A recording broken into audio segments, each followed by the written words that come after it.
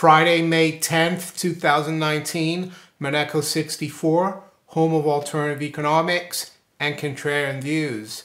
Before I start today, I'd like to thank all the supporters of the channel, all the longtime subscribers, new subscribers, and all those who have also contributed to the channel through their support through Patreon, through PayPal, through cryptocurrencies, through the Monaco 64 Teespring store. The purpose of this channel for me is more to inform the public, but it helps to get some kind of remuneration so that I can focus more and more on the channel. My purpose is to inform the public about the monetary, financial, economic system. The purpose is not to try to sell things. So today I want to talk about some of the qualities of gold and why it has been money for thousands of years. And I'll look at some of the passages in this book, War and Gold, by Kwasi Kwarteng, which I'm still reading. And it's interesting because Kwasi Kwarteng, he has a PhD in history. He's a conservative MP in the UK, member of parliament, and he actually says in the foreword or introduction of the book that his purpose is not to defend the gold standard or gold, but a lot of the stuff he talks about really gives proponents of the gold standard like me a bit of ammunition. So I'm going to look into that today. Before that, I'll look at the markets, see what they're doing. Markets are getting very interesting. Yesterday, stock market was down substantially. Intraday, it did rebound, but it still finished lower on the day. We finished down around 140 in the Dow, lower. S&P down about 9, and NASDAQ down about 33. I see that overnight, U.S. has hiked the tariffs on China. Zero Hedge says U.S. hikes China tariffs after talks results in no progress. China vows to retaliate. So you'd think maybe the stock market would be down a lot this morning, overnight. It isn't. Sometimes in the markets you get what is called sell the rumor, buy the fact. So that's kind of what happens. And I'm sure as well there's been a lot of there's been some talk. I saw yesterday, like Goldman Sachs saying that, yeah, the tariffs are going to be hiked, but they're going to be working together with the Chinese to try to come to a solution, and that they could be reversed very quickly. So they're trying very hard to play it down and to say that things are they're gonna get a deal. But don't forget, originally this deal was supposed to be completed by March 1st, 2019, and here we are, you know, May 10th, almost June 1st. What could China do to retaliate? Well, I know the U.S., there is the old saying, you know, if you owe the bank $100, you know, or $1,000, you're in trouble. But if you owe them like billions and billions, they're in trouble. So it's a little bit like that with the U.S. because the U.S. Is the biggest debtor nation in the world, which is a shame because it used to be the largest creditor nation at one point.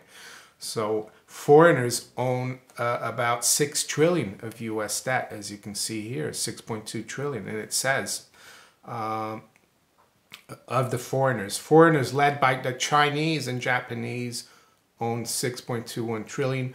Those two countries have cut their stakes since 2015, but each country still owns more than 1 trillion worth of treasury bonds and notes. Yeah, so they have a little bit of a leverage, the Chinese. So it will be interesting to see what develops as far as this is concerned. So let's quickly look at the markets before I look at the gold question. Spot gold is at 1284.70, up $1. The range has been 1283 to 1287. Silver right now is up 3 cents, 1478. Range has been 1473 to 1484. The Dow future is down 20, 25,792. It has been down as much as 170 points. Looks like the low is 25,647. So its volatility has increased, and I think is going to remain elevated. The S&P is down 2.5 points, and the Nasdaq 100 future is down 10 points. So markets have rebounded a little bit here as I speak. It is quite early. It's 7:20 a.m. London. Currencies fairly steady still. Pound is trading just well, smack on 130.00, so it's unchanged. The euro did go up a little bit yesterday. Right now it's unchanged. Well, it's up. Right now it's up about 10 pips, so not much movement there. 112.25, and the dollar is now back below 110 against the Japanese yen. It's at 109.73. So the dollar's lost a little bit of ground, even though not that much. Dollar is down 0.1% against the yuan at 683, Chinese yuan. Crude oil, WTI is up 38 cents or 0.2% at 62.13, and Brent is at 70.40, up 0.5%. Bond market.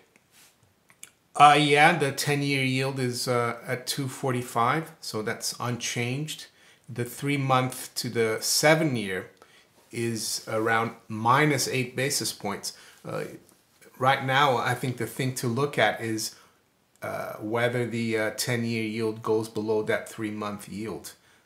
So we're only about 3 basis points from, or 4 technically, from inverting the 10-year yield and the 3-month Treasury bill yield. Gold. So let's go through some of the qualities of gold that Kwasi Kwarteng goes through here. A lot of people, one of the things people say about gold, against the gold standard and having gold as an anchor for the monetary system, is that there isn't enough gold out there. And that's complete rubbish. Of course, there isn't an abundance of gold. Gold is precious and rare, but one of the reasons why it's money is because there is enough of it. And the best way to regulate the supply of gold, of course, is through prices. The price, the exchange rate of gold to different commodities, to different services. So I wanted to go through here. This is a section in the book where he's talking about Britain or the UK after World War I.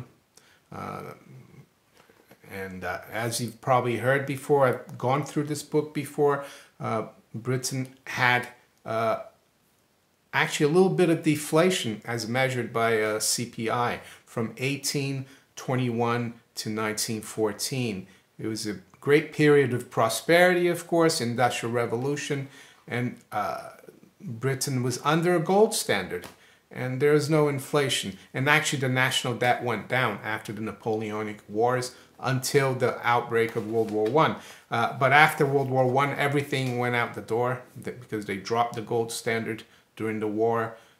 The national debt went from like 700 million to over a few billion. So there's a lot of debate after the war in this country about whether to go back to the gold standard, and most the establishment economists, politicians all wanted to go back, and one of them, his name was Ralph Hawtrey, and he was like a Cambridge economist. He was at the UK Treasury, and he used to write articles about the subject. And this is from page 112.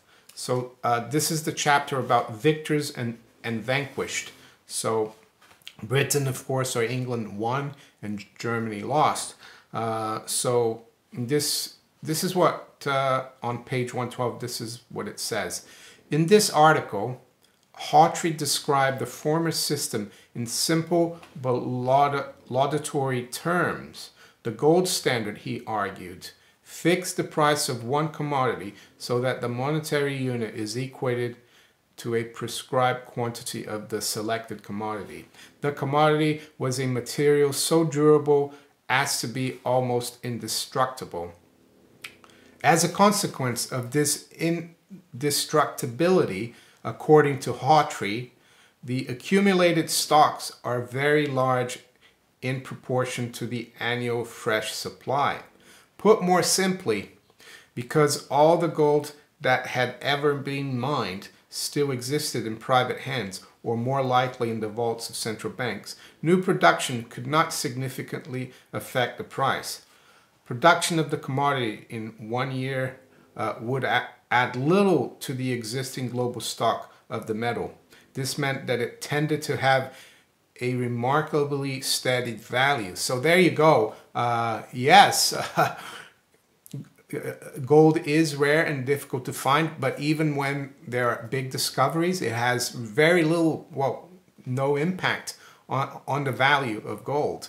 And yes, and that's one of the most, you know, gold is not consumed. That's the reason why. Other commodities are consumed, and that's why they're not money. There's also another interesting comment or quote that Kwasi Kwarteng uses in the book on page 114 by George Bernard Shaw about the gold standard.